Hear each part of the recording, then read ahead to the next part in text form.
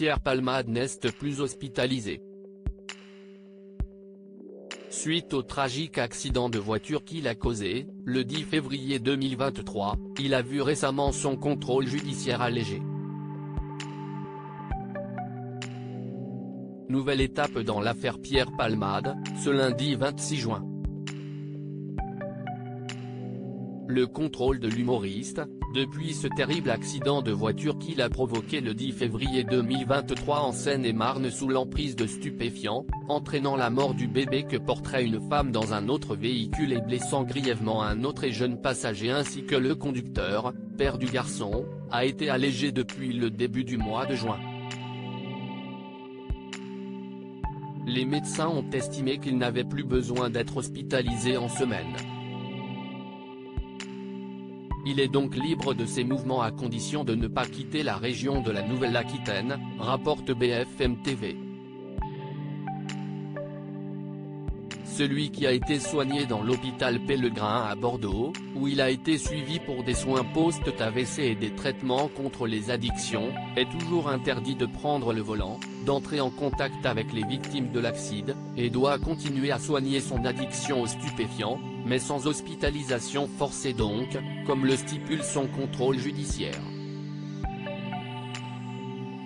Les investigations, elles, se poursuivent.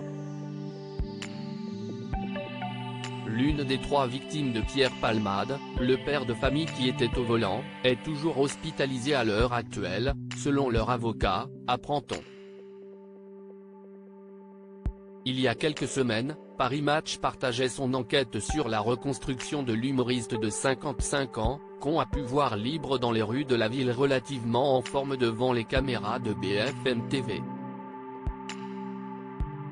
Lâché par de nombreuses personnalités, qui ont pris leur distance, il est auprès de sa sœur qui est désormais responsable de son aîné. Son discours a changé en étant au CHU de Pellegrin. Pierre Palmade s'est retrouvé dans l'établissement où exerce non loin sa sœur qui travaille dans le service de chirurgie dentaire. Sa cadette a accepté de s'occuper de son grand frère après le drame.